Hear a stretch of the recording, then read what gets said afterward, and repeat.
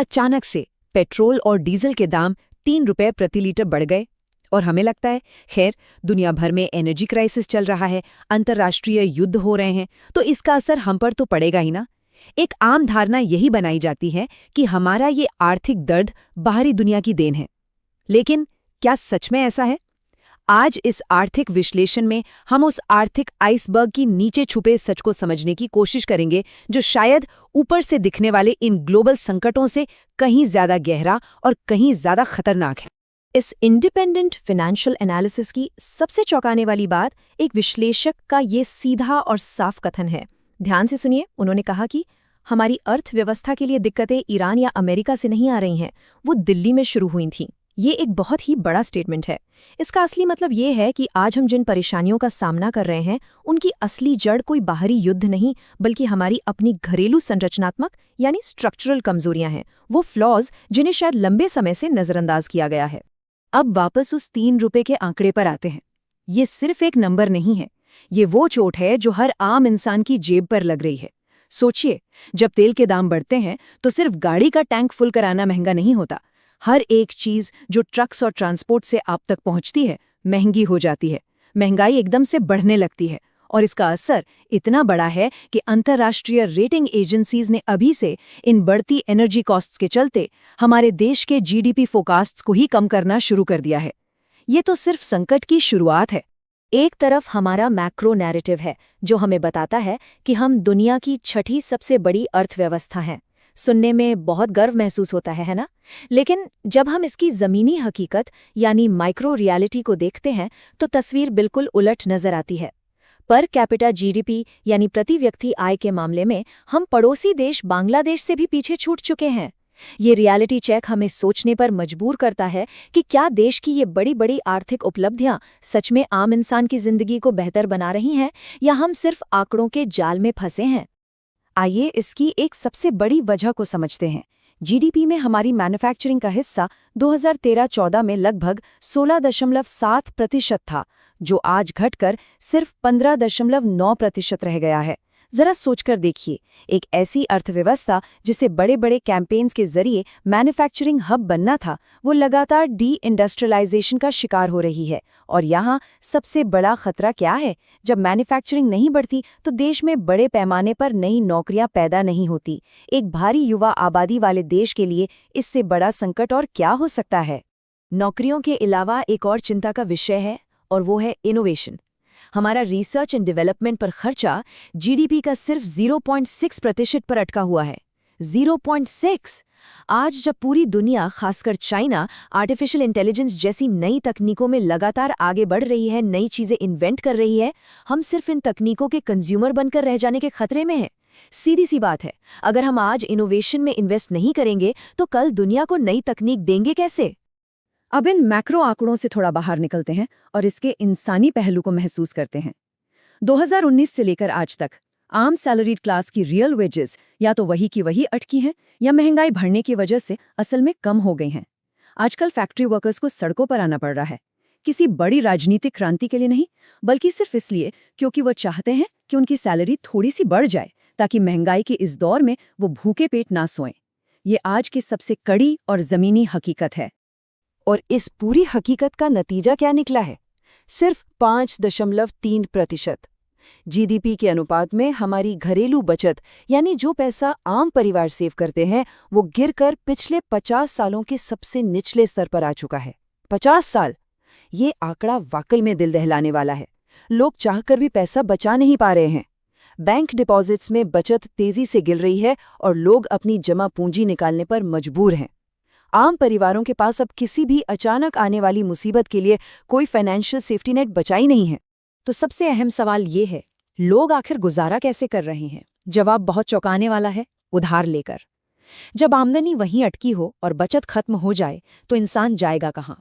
Credit card debt, जो जुलाई 2021 में 1.32 लाख करोड़ था, वो आज दोगुने से भी ज्यादा बढ़कर करीब 3 लाख करोड़ रुपए तक पहुंच गया है।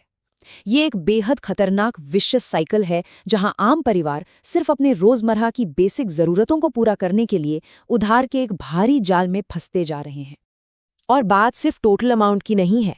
प्रति परिवार अगर हम एवरेज क्रेडिट कार्ड ड्यू देखें तो वो 21,000 रुपए से बढ़कर 26,000 रुपए तक पहुंच गया है। मिडिल क्लास इस वक्त एक ब्रेकिंग पॉइंट पर खड़ा है। बाहर से देखने में शायद सब कुछ नॉर्मल लगे, मॉल्स भरे हुए लगे, लेकिन अंदर ही अंदर ये खतरनाक उधार लेने की आदत आम इंसान की असली आर्थिक मजबूरी को छुपा रही है। लोग अपनी लाइफ को पटरी पर रखने की कोशिश जरूर कर रहे हैं, पर उसकी कीमत उन्हें इस भारी कर्ज के रूप में चुकानी पड़ रही है। आइए अब जरा मार्केट की तरफ मुड़ते हैं। जैसे कि हमने शुरू में बात की थी, अक्सर युद्ध को हर आर्थिक गिरावट का जिम्मेदार ठहराया जाता है, लेकिन डाटा हमें कुछ और ही बताता है।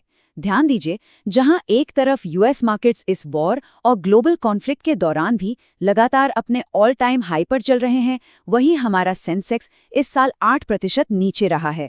ये सीधे तौर पर उस पूरे नैरेटिव को चुनौती देता है कि हमारे मार्केट के गिरने की अकेली वजह सिर्फ अंतर्राष्ट्रीय युद्ध है।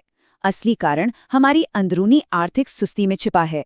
और इस अनिश्चितता का डर अब हमारे घरेलू निवेशकों यानी डोमेस्टिक इन्वेस्टर्स पर साफ दिखने लगा है। ये स्टैटिस्टिक्स सच में अलार्मिंग है। इतिहास में पहली बार ऐसा हुआ है कि म्यूचुअल फंड्स में एसआईपी बंद करने वालों की संख्या नई एसआईपी शुरू करने वालों से ज्यादा हो गई है। करीबन 53.38 लाख एसआईपीज बंद हुई, जबकि नई सिर्फ 52.82 लाख ही खुली। ये क्या दर्शाता है? ये एक बहुत बड़ा वार्निंग सिग्नल है कि अब आम निवेशक का भी अपने सिस्टम पर से कॉन्फिडेंस हिल रहा है और वो डर के मारे मार्केट से दूर जा रहा है। और ये घबराहट सिर्फ घरेलू निवेशकों तक सीमित नहीं है। फॉरेन इंस्टीट्यूशनल इन्वेस्टर्स FIIs ने भी सिर्फ इस साल हमारे मार्केट से लगभग 1.8 लाख करोड़ रुपए निकाल लिए हैं। 1.8 लाख करोड़।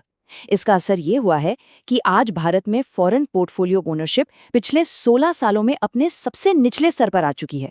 सोचिए, जब बाहरी निवेशक इतनी तेजी से अपना पैसा निकालने लगे तो ये समझना बिल्कुल भी मुश्किल नहीं है कि उन्हें हमारे आर्थिक ढांचे में कुछ ऐसी बड़ी कमजोरियां दिख रही हैं जिन्हें शायद हम देखकर भी अनदेखा कर रहे हैं।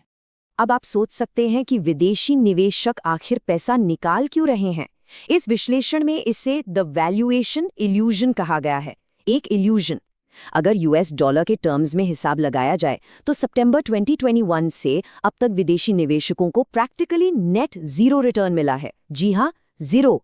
जो भी थोड़ा बहुत मुनाफा रुपए के नंबर्स में दिखता है, वो रुपए की लगातार गिरती वैल्यू और डिप्रिसिएशन की वजह से बिल्कुल धुल जाता है। ऐसे में कोई भी फॉरेन इन्वेस्टर यहां अपने पैसे ब्लॉक क्यों करना चाहेगा? इंडिपेंडेंट एनालिसिस इस मुद्दे पर एक और बहुत ही गहरा पॉइंट सामने रखती है। विश्लेषक का मानना है कि हमने लगातार बहुत सी अंतर्राष्ट्रीय चेतावनियों को इग्नोर किया है, जैसे कि यूएन ह्यूमन डेवलपमेंट इंडेक्स में हम 134 स्थान पर हैं। EIU ने अपनी रिपोर्ट में हमें फ्लॉड डेमोक्रेसी की कैटेगरी में रखा है। इसके अलावा करप्शन, परसेप्शन और प्रेस फ्रीडम जैसे अहम इंडिसेस में भी हमारी रैंकिंग काफी नीचे गिरी है। जब देश इन सब वार्निंग साइंस को सीरियसली लेने की बजाय नकार देता है तो उसका सीधा नेगेटिव असर देश के लॉन्ग टर्म विकास और ग्लोबल इमेज पर पड़ता है। अगर हम जरा इतिहास के पन्नों को पलट कर देखें तो ऐसे आर्थिक हालात पहले भी आम इंसान और देश की स्थिरता के लिए खतरनाक साबित हुए हैं। 1970 के दशक को याद कीजिए, जब मिडिल ईस्ट ऑयल क्राइसिस आया तो उसके ठीक बाद देश के अंदर बेकाबू महंगाई ने जन्म लिया, और उसी का असर 1975 के इमरजेंसी एरा की पॉलिटिकल और आर्थिक अस्थिरता के रूप में पूरे देश ने देखा। ये टाइमलाइन हमें एक सबक देती है कि जब आप अपनी अंदरूनी आर्थिक कमजोरियों को लंबे समय तक अनदेखा करते हैं तो उसके नतीजे कितने गंभीर और लंबा असर छोड़ने वाले हो सकते हैं। तो आखिर इस सबका समाधान क्या है?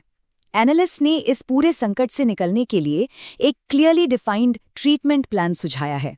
पहला कदम पूरी पारदर्शिता यानी ट्रांसपेरेंसी के साथ इस संरचनात्मक संकट को खुले तौर पर मानना होगा। दूसरा कदम बॉन्ड इन्वेस्टमेंट्स पर लगने वाले टैक्स को कम करना होगा ताकि निवेश को वाकई में बढ़ावा मिले। और तीसरा और शायद सबसे जरूरी कदम, हमारा पूरा ध्यान सिर्फ और सिर्फ आर्थिक प्रबंधन यानी इकोनॉमिक मैनेजमेंट पर शिफ्ट होना चाहिए, ना कि डिस्ट्रैक्टिंग पॉलिटिकल नैरेटिव्स पर। लॉन्ग टर्म इन्वेस्टर कॉन्फिडेंस वापस लाने का यही एक ठोस तरीका है। इस आर्थिक विश्लेषण के अंत में हमारे सामने एक बहुत बड़ा और चुभने वाला सवाल खड़ा होता है, एक अर्थव्यवस्था और एक देश के रूप में। क्या अब हमारा focus completely transparent economic actions की तरफ बढ़ेगा ताकि आम इंसान की स्थिति बेहतर हो सके, या फिर हम अभी भी दूसरे भटकाने वाले नैरेटिव्स के जाल में फंसे रहेंगे? ये आर्थिक आइसबर्ग का सच कोई थ्योरेटिक कॉन्सेप्ट नहीं है, ये आम इंसान की जिंदगी को हर रोज निचोड़ रहा है। आगे का बेहतर रास्ता चुनना अब कल पर नहीं छोड़ा जा सकता।